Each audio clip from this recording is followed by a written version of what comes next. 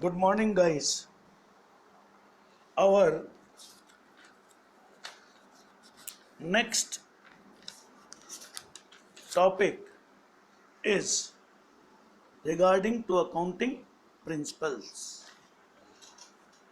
We have already discussed 7 principles of accounting. Now we have 4 more accounting principles. Then we will discuss about the accounting conventions. There are total 11 concepts, accounting concepts or principles. Now, eighth concept is dual aspect concept. Accounting system is based on double entry system. Double entry system means whereas any transaction have the effect of two sides. One is called debit side and another is called credit side. Every business transaction is recorded as having a dual aspect. In order to in other word, every transaction affects at least two accounts. It can be more than two, but at least two. If one account is debited, any other account must be credited by same amount. This is this system is called double entry system. The it is because of this concept that two sides of balance sheet are always equal. There are two sides of balance sheet. One is called liabilities and another is called assets. Both sides should be equal at the end of the year. When we prepare balance sheet, then the total, if total is not equal, it means there are some mistakes. And if there is their total is equal, we can say that our books of accounts are okay.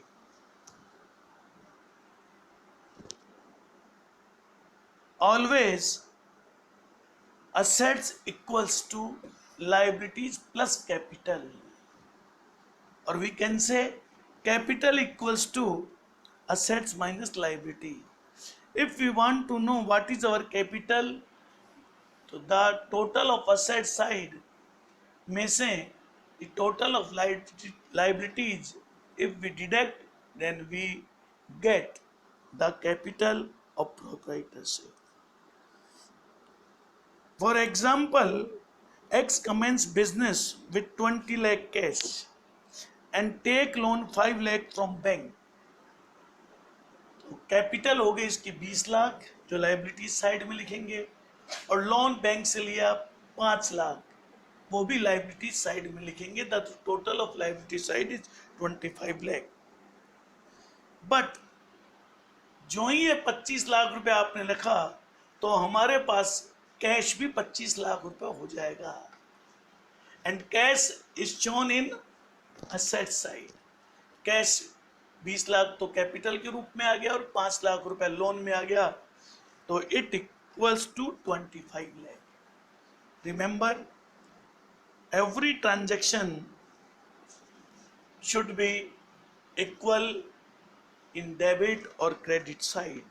This is called dual aspect concept. Next,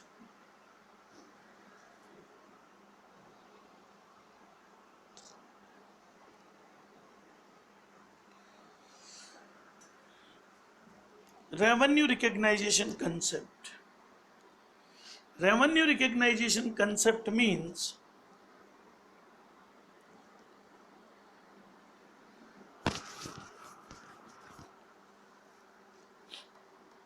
the amount which is added to the capital as a result of business operations.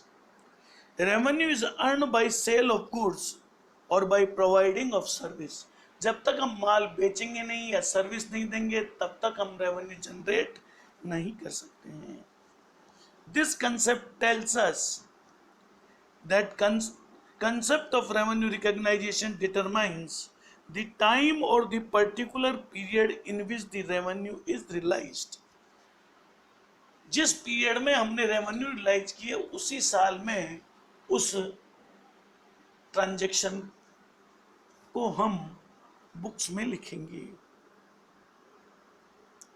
Revenue is deemed to be realized when the title or ownership of the goods has been transferred to purchaser and when he has legally become legal to pay the amount.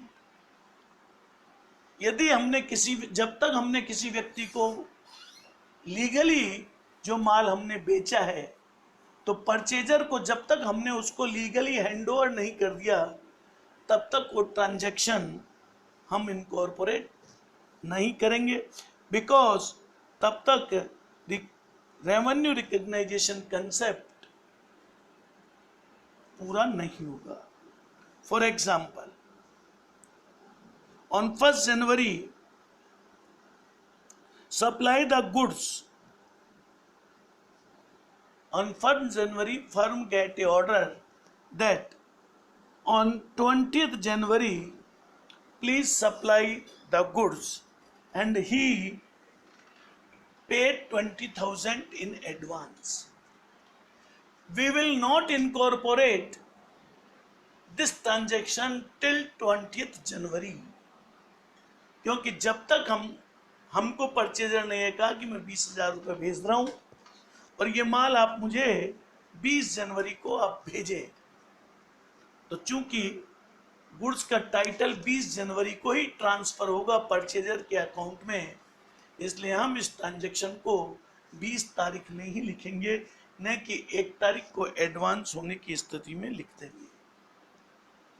I think it is now clear कि जब तक goods का title purchaser के हक में आप transfer नहीं करेंगे तब तक हम उस ट्रांजैक्शन को बुक्स ऑफ अकाउंट्स में नहीं लिखेंगे.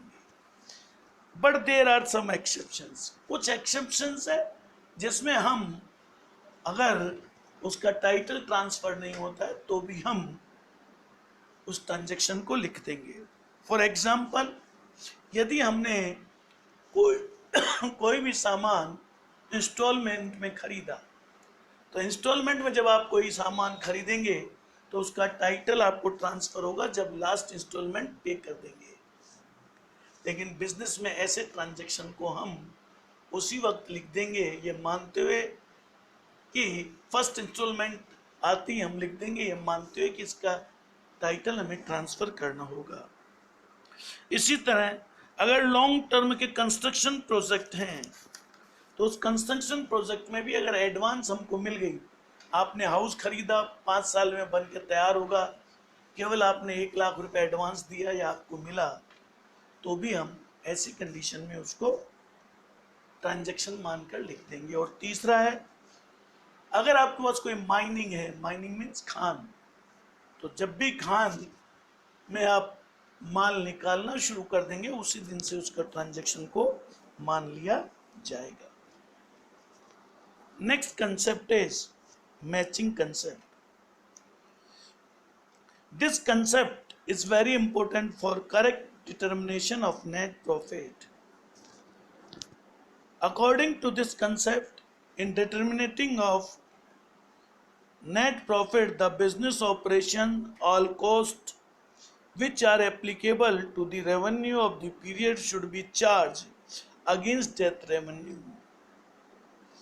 कहने का मतलब इसमें यह है कि जो भी रेवेन्यू हमें प्राप्त हुई है जिस भी आइटम के बदले में, तो उस आइटम की सारी कॉस्ट रेवेन्यू में से घटा लेंगे और उसके बाद जो अमाउंट बचेगा वही हमारा प्रॉफिट कहलाएगा. कहने का मतलब यहां पर यह है कि यदि आप कोई बिजनेस कर रहे हैं और उस बिजनेस को करने के लिए आपने एक शोरूम 10,000 रुपये महीना किराए में लिया, 12 महीने का किराया होगा 1,20,000 रुपया.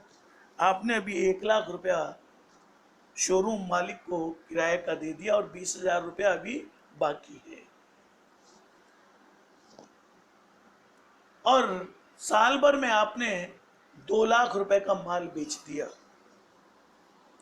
तो ऐसी कंडीशन में चूंकि किराया अभी 1 लाख ही पे किया है, तो आप ये नहीं कह सकते कि माल की कॉस्ट 2 लाख में से 1 लाख घटा दी और 1 लाख रुपए प्रॉफिट हो गया। आपको 1 लाख में से 1,20,000 घटाना पड़ेगा, क्योंकि वो किराया हमारा ड्यू है, that is called outstanding expenses.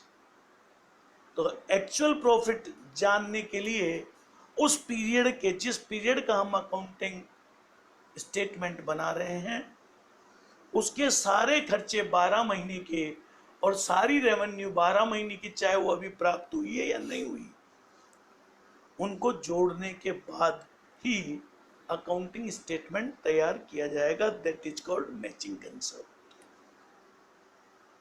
Weather expenses is paid or not, whether income is received or not during last 12 months,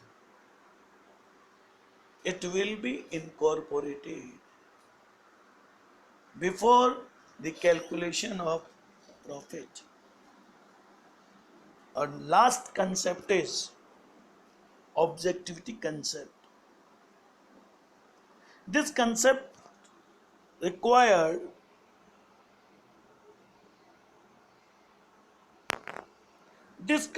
requires that accounting transactions should be recorded in objective manner, free from the personal bias of either management or the accountant who prepare the accounts.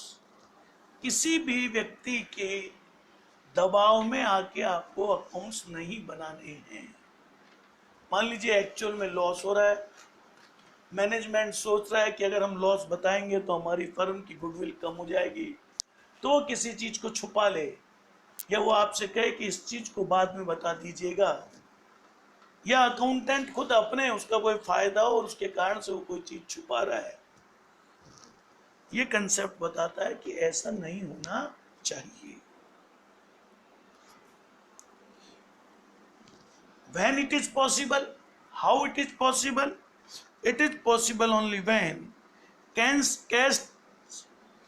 transaction and other each transaction is supported by the verifiable document and voucher such as cash memo, invoice, sales bill, pay slip, etc. यानी जो भी आपने transaction उसमें लिखा है उसका verifiable document उसके साथ लगा हुआ होना चाहिए, जिससे कोई भी व्यक्ति कभी भी आपसे पूछे कि भाई ये अमाउंट आपने कहाँ से लिया और कैसे लिया, तो आप उस डॉक्यूमेंट के थ्रू उसे बता सकें।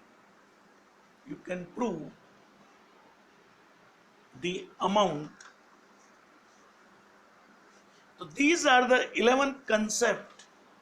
These all are the mandatory for each and every firm when he prepared their financial accounts. Now, accounting conventions. As I told you, accounting conventions are guidelines based upon custom or usage or journal agreement. ये convention ये हमारी रीति रिवाज, guideline और journal agreement के ऊपर base है। These are not mandatory, but we should follow when we prepare the final accounts. There are 3 types of accounting convention.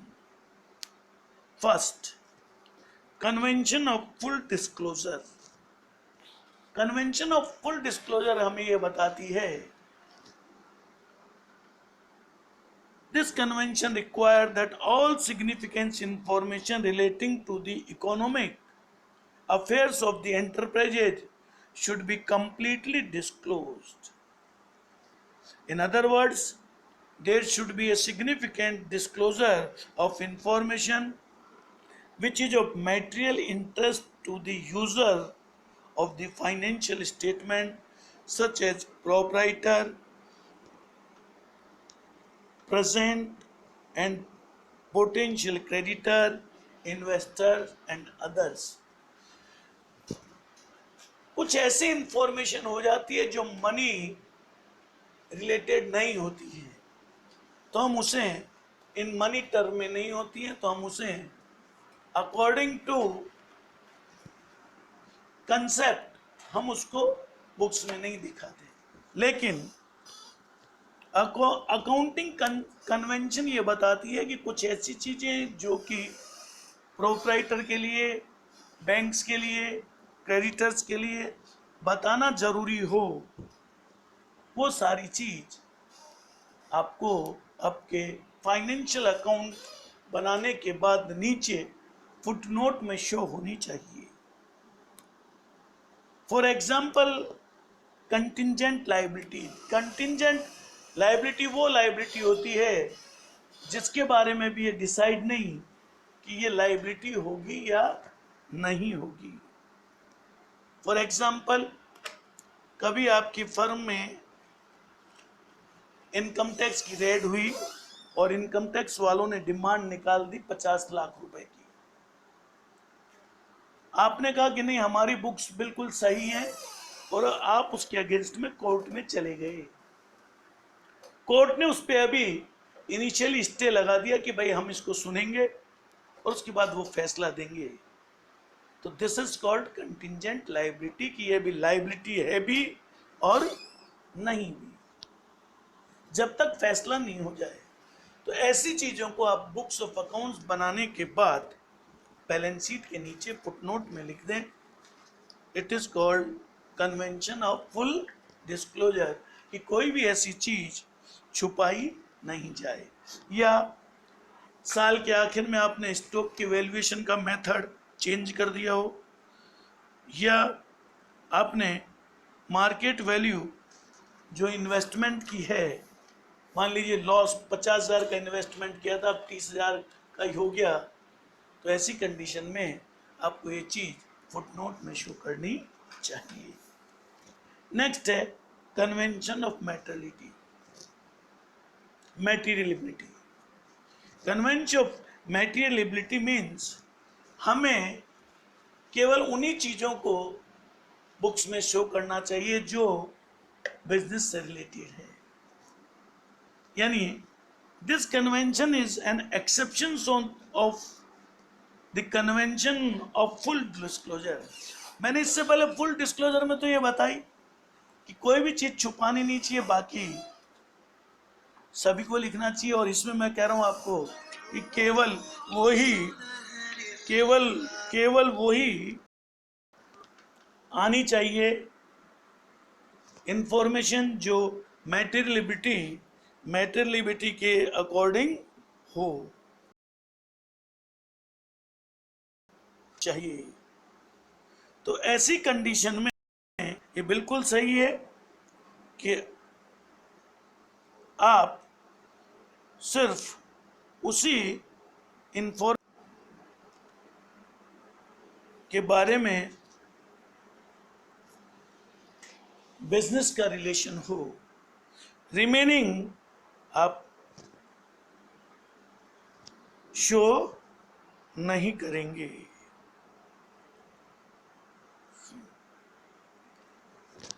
Next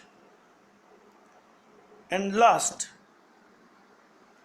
convention of convertism or prudence. It means